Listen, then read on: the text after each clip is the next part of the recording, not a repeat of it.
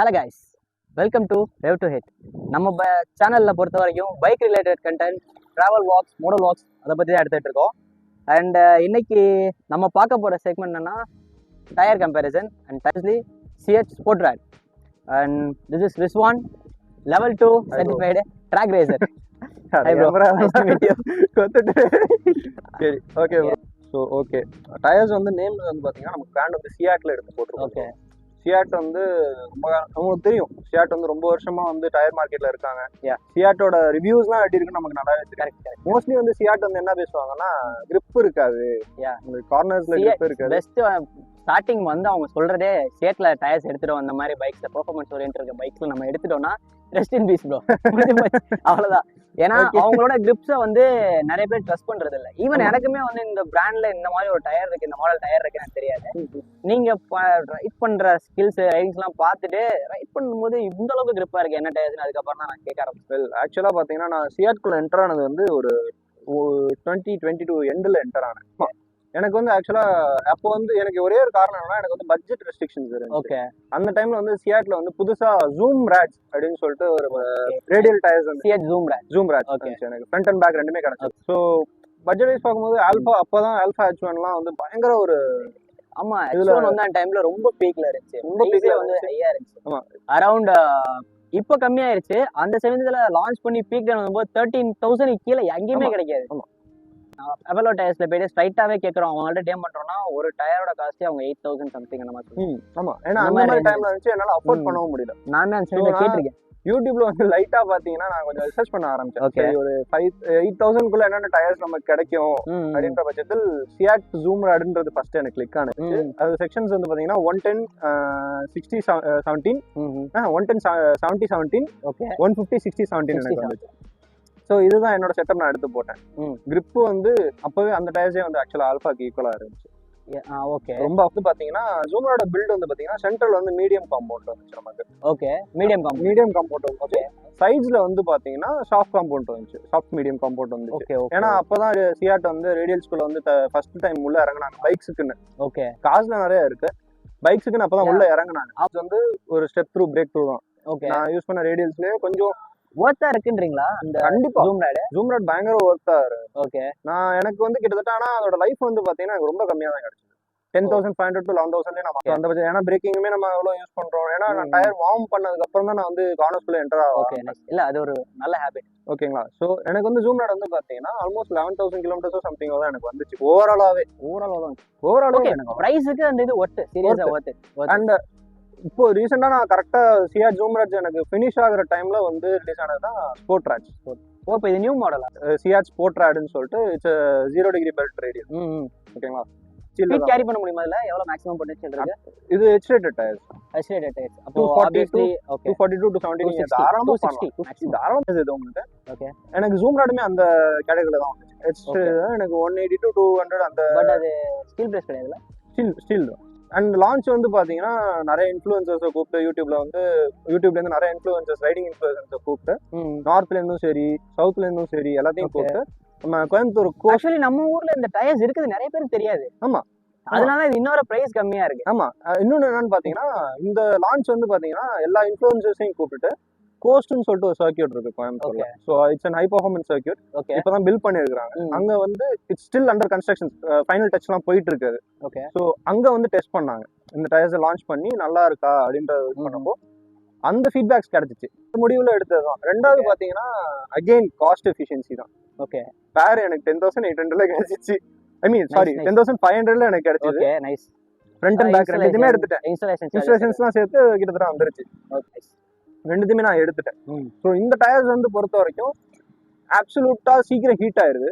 Okay, middle medium compounds, soft medium compound காம்பினேஷன்ல வருது. சைட்ஸ்ல soft compounds வருது. உங்களுக்கு சாஃப்ட்னா ரொம்ப சாஃப்ட் வராது, செமி சாஃப்ட்ல வரும். ஓகே, இந்த டயர்ஸ்ல எவ்வளவு டிஸ்டன்ஸ் கிளாக் பண்ணிருக்கீங்க இது வரைக்கும்? நான் இந்த டயர்ஸ்ல வந்து அரௌண்ட் 5,000 to 6,000 ஓட்டிருக்கேன். ஆக்சுவலி நான் உங்க பைக் நான் ரைட் பண்ண வரைக்கும் சேம் எனக்கு அப்பல ஆல்ஃபா H1 இருக்க அதே ஃபீட்பேக் இந்த டயர்ஸ்ல கிடைக்கும். ஈஸியா கான்ஃபிடென்ட்டா கார்னர்ஸ்குள்ள என்டர் ஆக முடியுது. அதே மாதிரி நம்ம ஸ்பீட் கேரி பண்றோம், ஒரு ஸ்ட்ரைட் ரோட்ல போறோம் அப்படின்னா பிரேக்கிங்ல நல்ல ஒரு இம்பாக்ட் இருக்கு. நல்ல ஒரு இம்பாக்ட் இருக்கு. பிரேக்கிங் பைட்டு மச் மோர் பெட்டர்ன்ற மாதிரி இருக்கு. சீரியஸா. ஸோ அதான் நான் சொல்றேன்ல, சியாட்ஸ் வந்து ஒரு கொஞ்ச நாளா வந்து நேம் என்ன பண்ணிட்டாங்கன்னா, சியாட்னால ஒரு பேட் ஒரு கிரிப் இல்லாத ஒரு பிராண்ட். லைஃப் கிடைக்கும் உங்களுக்கு, ஆனா கிரிப் பேட்னு சொல்ல முடியாது. லைஃப் கிடைக்கும், கிரிப் இருக்காது உங்களுக்கு அப்படின்றப்போ. ஸோ இந்த டயர்ஸ் வந்து ஜூம் ராடா இருக்கட்டும், ஸ்போர்ட் ராடா இருக்கட்டும், எனக்கு வந்து ஒரு பிரேக் த்ரூ பாயிண்டா தான் நான் பாக்குறேன். இந்த டயர்ஸ் ஏன் நான் வந்து இந்த வீடியோக்கு ஒத்துக்கிட்டேன்னா, சியாட் மேல இருக்க பேட் இமேஜ் ஒன்னு இருக்கு. ரெண்டாவது இந்த டயர்ஸோட ரிவ்யூ, இந்த டயர்ஸோட ரிவ்யூ வேற எங்கேயுமே இல்ல, நம்ம தான் ஃபர்ஸ்ட் டைம் தமிழ்ல. ஆமா, ஆக்சுவலா பாத்தீங்கன்னா சியாட் வந்து ரிவ்யூஸ் இருக்கு, ஆனா ஒரு கிளிம்ஸா கொடுத்துட்டேன். ஆமா, எப்படின்னா ஓவராலா ஓகே டயர் இருக்கு, லான்ச் அப்போ எல்லா இன்ஃப்ளூயன்சர்ஸும் வந்து இல்ல ரைட் ரிவ்யூஸ் வந்து நான் தமிழ்ல நான் சர்ச் பண்ண வரைக்கும் யார்ட்டையும் இல்ல. ஆமா, சீரியஸா இல்ல, ஜூம் ராட் பத்தியும் இல்ல, இந்த ஸ்போர்ட் ராட் பத்தியும் இல்ல. ஆமா, ஜஸ்ட் அதை லான்ச் பண்ணிருக்காங்க, இந்த மாதிரி இருக்கு அப்படின்னு சொல்லி இன்ஃபர்மேஷன் மட்டும் தான். அது ரைடிங் ரிவ்யூ, யூசர் எக்ஸ்பீரியன்ஸ் அதை பத்தி யாருமே சொன்னது இல்ல. ஸோ இது ஃபர்ஸ்ட் ஹேண்டா உங்களுக்கு நான் ஓன் எக்ஸ்பீரியன்ஸ்ல சொல்றேன். These tyres are completely suggest. சில இடங்கள்ல I go fast, I take lean angles more. So அந்த லீன் ஆங்கிள்ஸ்லாம் வந்து கொஞ்சம் ஒத்துக்கிறேன், கொஞ்சம் எக்ஸ்ட்ரீமான லீன் ஆங்கிள்ஸ் தான். ஓகே, எடுக்கக்கூடாது, ட்ரை பண்ணாதீங்க, தயவு செஞ்சு ரோட்ல ட்ரை பண்ணாதீங்க. ஸோ அந்த மாதிரி வரப்போ I still have confidence. There's என்ன கான்ஃபிடன்ஸ்னா, என்னோட டயர் கீழே எனக்கு ரோட்ல வந்து எனக்கு ஃப்ரிக்ஷன் இருக்குன்றது வந்து I can feel it on my hand boss. Feedback எனக்கு கரெக்டாக தெரியும். ஸோ என்னால் ஃபீல் பண்ண முடியும் டயர் வந்து ஸ்லிப் ஆகலை, டயர் இந்த இதில் இருக்கு. அண்ட் எல்லாம் சொல்லுவாங்க சியாட் வந்து சரி ஓகே ட்ரை கண்டிஷன்ஸ்க்கு ஓகே, வெட் கண்டிஷன்ல எப்படி ப்ரோ இருக்கு அப்படின்னு சொல்லிட்டு நிறைய பேர் கேட்பாங்க. ரீசெண்டாக கல்வராயன் ஹில்ஸ்ன்னு சொல்லிட்டு ஒரு பிளேஸ் கவர் பண்றது ஹில் ஸ்டேஷன்ஸ்க்காக போயிருந்தோம். ஏன்னா முந்தின நாள் மழை இல்லை, அடுத்த நாள்ல இருந்து பிச்சுக்கிட்டு கொட்டுச்சு. ஸோ நானு அப்புறம் என்னோட டீம்ல இருக்கவங்களாம் ரைட் பண்ணப்போ யூசிங் தீஸ் டயர்ஸ் பர்ஃபெக்டா ஹைவேஸ்ல வந்து வெட் கிரிப் நல்லா இருந்துச்சா? சீரியஸா I was able to take corners. Okay, ஓரளவுக்கு டீசென்டான லீன் ஆங்கிள் என்னால எடுக்க முடியும். டீசென்டான I was able to lean properly. Okay, ஸ்ட்ரெயிட்ஸ்ல வந்து பாத்தீங்கன்னா I was holding because they were 300s, I was holding somewhere around 100 to 120. ஒரு 100, ஏன்னா அவங்க முன்னாடி போயிட்டாங்க. ஆமா, சோ நான் பின்னாடி கீப் அப் பண்ணி வரப்போ ஐ was holding somewhere around 100 to 120 on wet grip on highways. Okay, எனக்கு செம்ம சாலிடான ஸ்டெபிலிட்டி இருந்துச்சு, எங்கேயுமே உலட்டல, எங்கேயுமே வந்து பிரேக் பண்ணும் போது ஓகே எனக்கு ஸ்லிப் ஆகுது அப்படின்ற ஒரு ஃபீல் எனக்கு கிடைக்கல. எனக்கு கிடைச்சது எல்லாமே நீ போ நான் பாத்துக்கிறேன், டயர்ல நான் இருக்கேன்.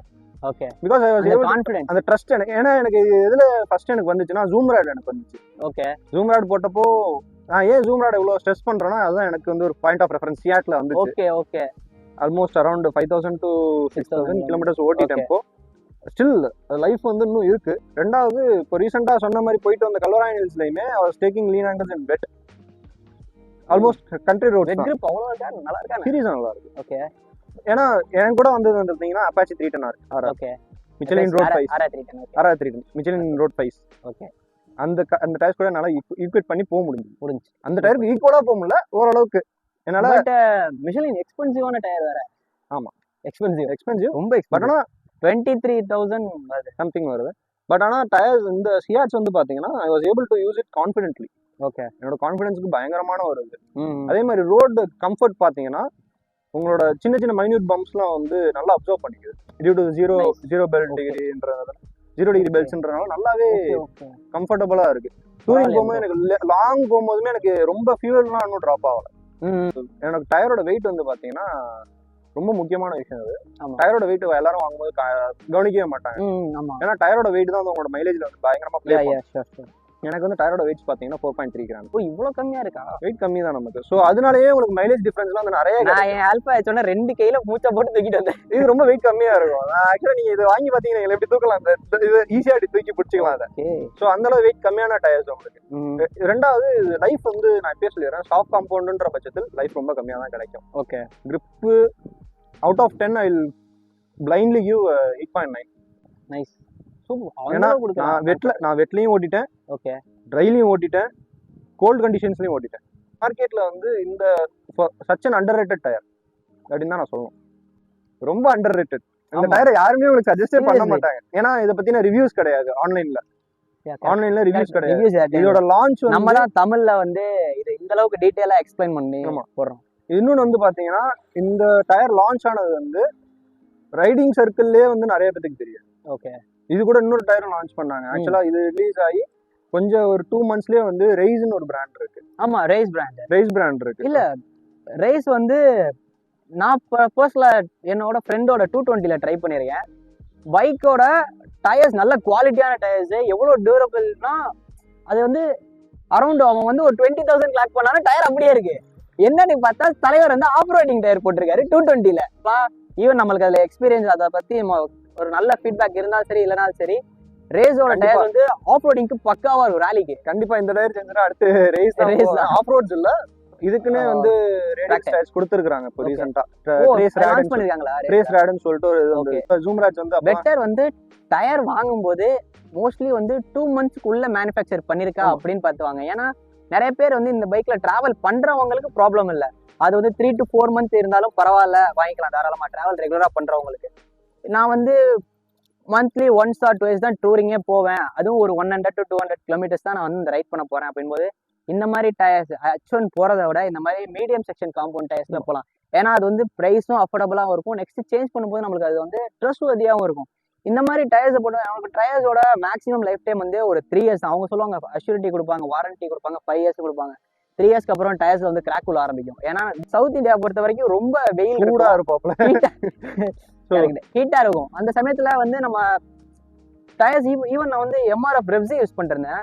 என்னால ஸ்ட்ரைட்டான ஸ்ட்ரெச்சஸ்லேயே வந்து நான் வந்து இன்ஜின் பிரேக் பண்ணி கட் பண்ணி கார்னர்ஸ்லாம் ஏறுறதுக்கு முன்னாடி வரும்போது டயர்ஸ் வந்து அங்கங்கே வெடிக்க ஆரம்பிச்சிருச்சு, ஒரு மாதிரி திரிஞ்சு வர ஆரம்பிச்சிருச்சு. ஸோ பெட்டர் நான் அப்பயே ஃபிக்ஸ் பண்ணிட்டேன். ஒரு 50% டயர் நான் யூஸ் பண்ணோடனே நான் வந்து ஃபிக்ஸ் ஆனேன். Okay next try to upgrade அப்படின்னு சொல்லி தான் H1 போனேன். ஓவராலாக சொல்றது வந்து பார்த்தீங்கன்னா சியாச் somehow they did a good tire. Okay, எப்படியோ வந்து ஒரு பெட்டரான ஒரு டயர் கொண்டு வந்துட்டாங்க. And now they are underrated. யாருக்கும் தெரியாது, லைக் கோஸ்ட்.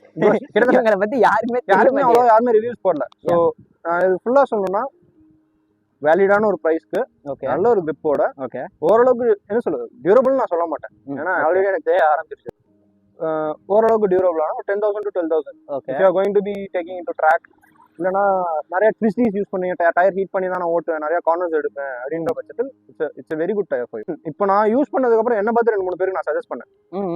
அண்ட் அவங்க எடுத்துட்டு they are giving good feedback. Okay, so இப்போ ஃபர்ஸ்ட் ஸ்டாண்டா யாராச்சும் ஒருத்தவங்க எக்ஸ்பீரியன்ஸ் எடுத்து போட்டா தானே அடுத்தவங்களுக்கு இருக்குன்னு. கரெக்ட். இந்த டயர்ஸ் அந்த சீரியஸ்லி R15 யூஸ் பண்றவங்க யாரும் R15 இல்ல எந்த பைக்கா இருந்தாலும் சரி இந்த டயர்ஸ் யூஸ் பண்ணி நான் யாரையுமே பார்த்தது இல்லை. ஸோ சியாட்டை பொறுத்த வரைக்கும் இப்போதான் அவங்க ப்ளூம் ஆகி வந்துட்டு இருக்காங்க. They are very worth.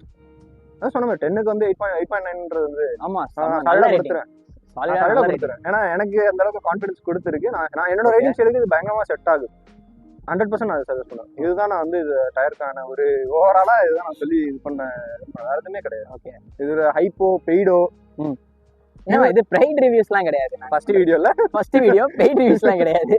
So பார்த்தீங்கன்னா pure and purely first hand எக்ஸ்பீரியன்ஸ்ல நான் அதை சொல்றேன். ஒர்க் ஃபார் மணி சியாச் ஸ்போர்ட்ராஜ். ஓகே கைஸ், நம்ம வீடியோட லாஸ்ட் வந்துட்டோம். அண்ட் தென் வந்து இந்த பைக்கில் போட்டிருக்க இந்த ரேடியல் டயர்ஸோட பெஸ்ட்டான ஒரு ரிவ்யூ இது.